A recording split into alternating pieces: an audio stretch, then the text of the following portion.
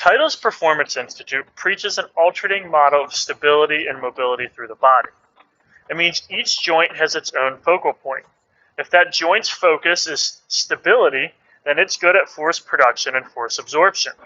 If the joint's focus is mobility, or flexibility in other words, its job is to be able to move and distribute forces effectively so the stability joints can do their job. As we go through this workout, I'm going to teach you that model because it's built on the same principles. And if you follow it the way it's intended, it'll give you the most repeatable, efficient, and least likely to cause injury golf swing that you can obtain. According to the TPI model, the primary focus of the ankles and feet is mobility. We're going to accomplish this by performing the knee squeeze ankle wobble. What you will do is get into a seated position.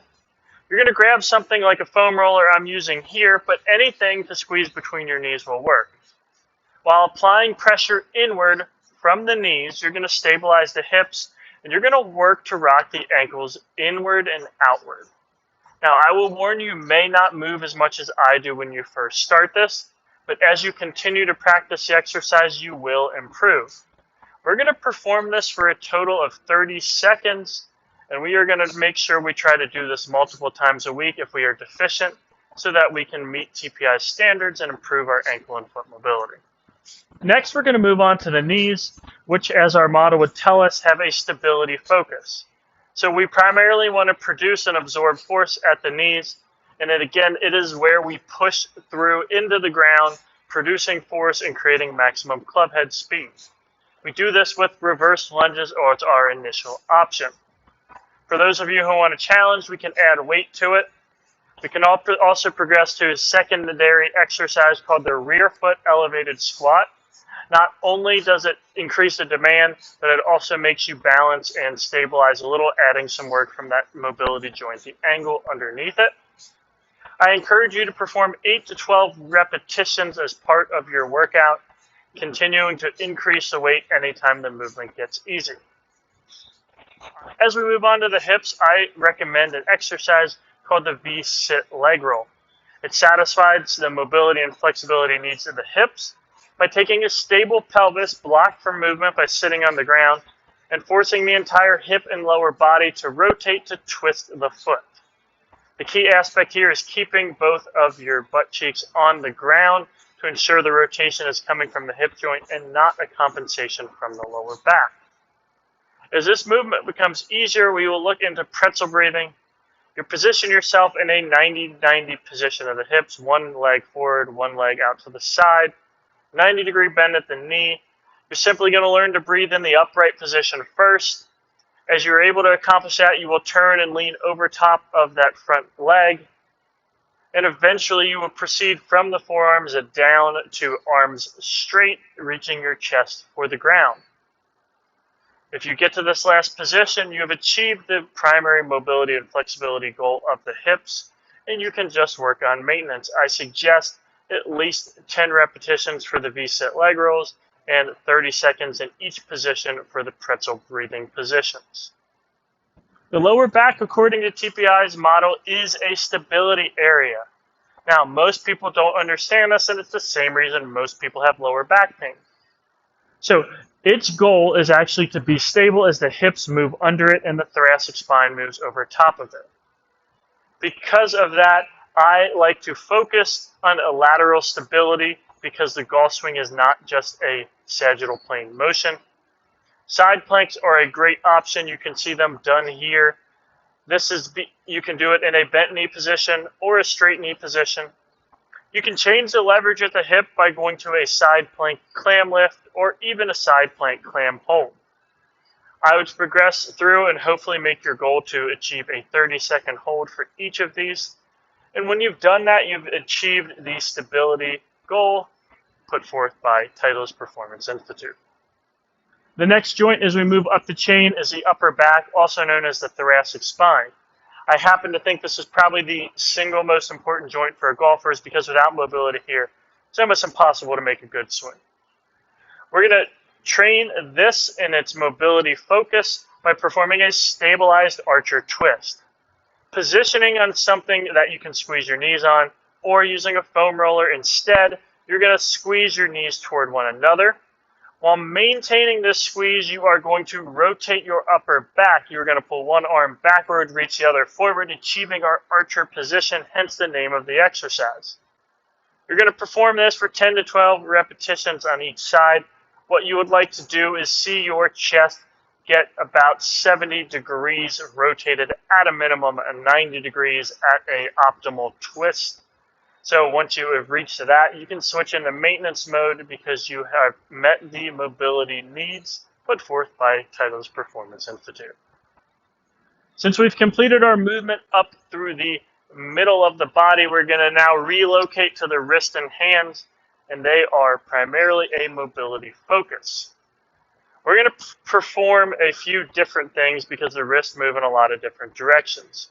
The first is the long finger flexor and long finger extensor stretches. Pay careful attention to this position. What you notice as the hand goes down, it is in a fist. This is a key aspect. We also need to note that that elbow is straight. This takes the muscles and wraps them the maximum length, creating the maximum amount of stretch in the forearm. And as we go upward, we want to make sure we look to open that hand, keep the fingers straight, the elbow straight as well. We're pulling these extensors to their full length, and we want to be able to hold both of these for 90 seconds. Our goal is 70 degrees of wrist angle, both downward and upward. Once you reach that, I think you have a perfectly functioning wrist in the flexion extension dimension to perform the golf swing. Now we also want to make sure we're performing rotation. So this time what you're going to do is you're going to take your elbow, you're going to get to a 90-degree bend. You're going to rotate your palm all the way down as far as you can, keeping your elbow tight to your side. You'll then reverse, go the other way, and twist to the palm up position. You want to do both of these at a 30-second hold. You want to have your palm facing at least 80 degrees upward, so almost perfectly flat, as well as 80 degrees downward to feel like your wrists are perfectly able to perform the golf swing. Now onto the elbows, which perform much like the knee joint, their lower body counterpart. It only bends and straightens, and this makes them a stability joint. You can train them a lot of different ways, but my goal to you will be push-ups and or shoulder taps. Both of them require stability across that elbow joint. If they are harder, I would start with, if you're weaker here, I would start with shoulder taps. I'd want to perform at least 15 per side, and then you would move on to push-ups where you'd look to be able to perform 10 to 15 straight, going from fully extended elbows to a 90-degree bend. Once you've done that, you've met a benchmark to be able to perform the golf swing effectively as far as transferring of force through the elbow joint. The elbows, as you may predict, are a flexibility or mobility joint, again, because they are positioned above a stability joint, and we alternate those things. So the shoulders are wonderful because they can move in every single direction, but they move in one most particular during the golf swing. You'll notice at the trail arm is in a fully externally rotated position at the top of the backswing. So we're going to perform scarecrows to mimic that. We're going to go into a 90-degree elbow bend. We are going to rotate so that the forearm achieves a vertical position, and we're going to repeat that. We can do that unweighted or weighted. If you have cranky shoulders, I would strongly suggest unweighted to begin. You want to do these until you can perform with an upright forearm, so perpendicular to the ground. Then you can add weight, and this is never going to be a heavy exercise. This is something more like 2.5, 3 pounds will do. You want to be able to perform 15 clean, perfect, smooth repetitions to feel like you can achieve the positions in the golf swing that you need. Now that you are armed with all of the exercises you need to complete, what I've tried to do to make this convenient for you is I've positioned all of these exercises at the end of the video, along with a time limit to perform them and a reminder of the repetitions you should be performing. That way, if you want to come back to this video and make sure you're moving toward your goals, you can skip to this part in the video and simply watch, follow along as you complete the exercises. If you get through all of them and you achieve the benchmarks I've laid out, please comment below. Or if you're having trouble with them, ask a question in the comments as well. Good luck and hope to see you on the next video. Remember to subscribe.